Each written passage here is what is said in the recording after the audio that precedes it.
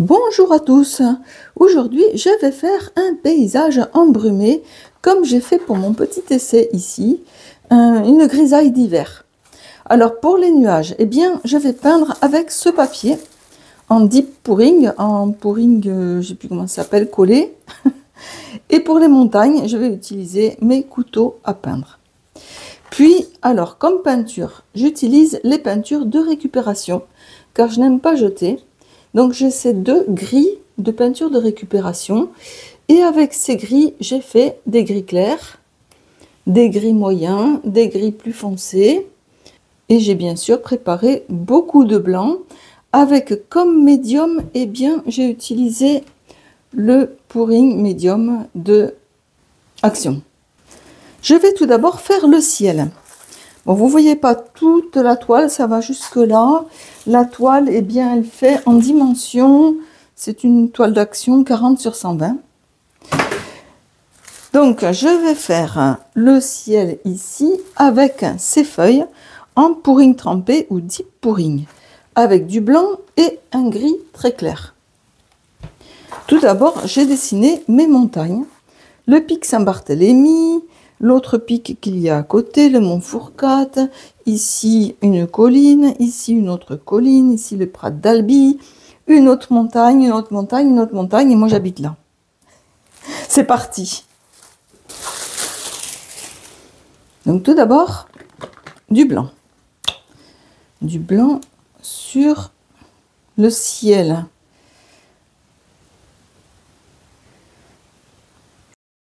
La texture de la peinture blanche et des peintures grises est moyenne, je dirais. Il n'y a pas forcément besoin de texture spéciale pour cette peinture.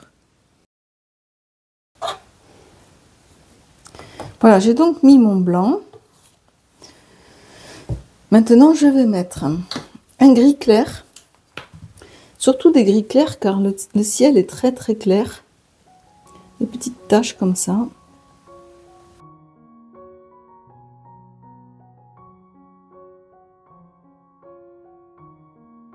Et maintenant, je mets mes papiers.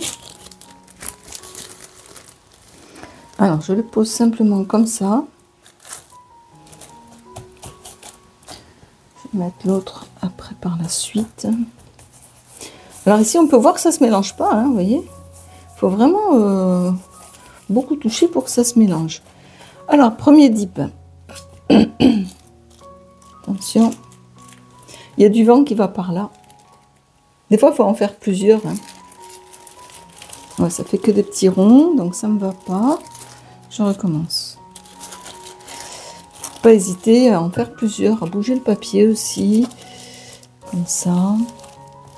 Il faut que l'effet nuage apparaisse. Quoi. Voilà, ça me plaît plus. Voilà, je peux même prendre celui-ci pour refaire le deep pouring par-dessus. Je bouge un peu comme ça, l'effet sera hein, très léger. Hein, Et on voit le vent qui amène le... Je vais peut-être remettre un petit peu de gris quand même, c'est un peu clair. Je fais le paysage que j'ai vu l'autre jour dans le ciel, avec un ciel très blanc, des montagnes très blanches, brumeuses, et puis une grisaille partout. Petit coup de chalumeau. Voici ma palette de peinture fluide.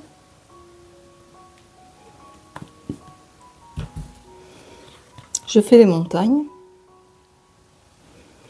Alors, il y a des rochers dans la montagne, donc ça c'est les rochers. Et puis il y a entre les rochers, il y a un petit peu d'ombre. Il y a beaucoup de blanc car il y a de la neige. Un petit peu un gris clair. Pas trop la différence. Voilà. Je vais donc poser ceci sur la montagne. Alors j'ai prédessiné la montagne. Et la montagne ici, je vais commencer par celle de derrière.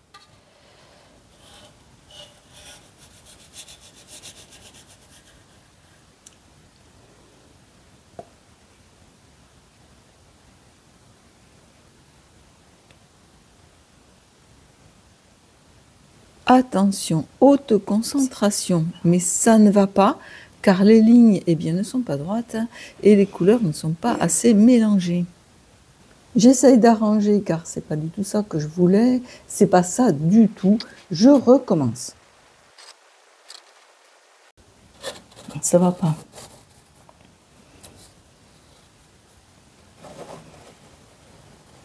C'est pas ça que je voulais faire.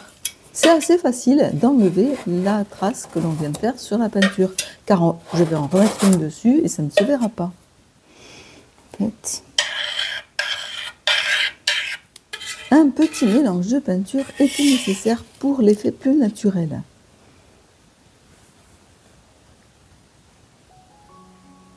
Pour cette technique, il faut légèrement pencher le couteau à peindre sans trop appuyer sur la toile. Léger, léger.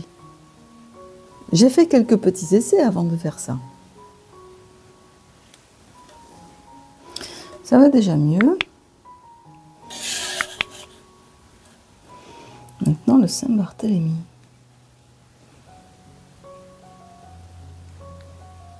Là, je fais le Saint-Barthélemy. Alors, il y a beaucoup de rochers, c'est pour ça que j'ai laissé du gris foncé.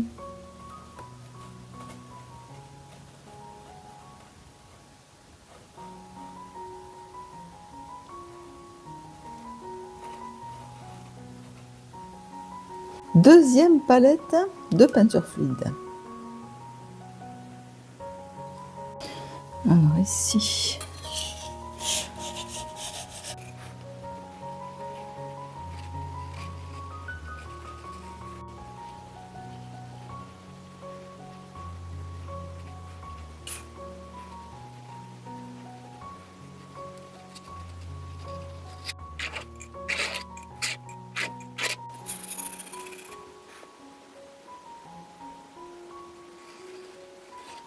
Maintenant, la troisième technique où je vais mettre ma peinture dans un verre que je vais mettre dans une pelle.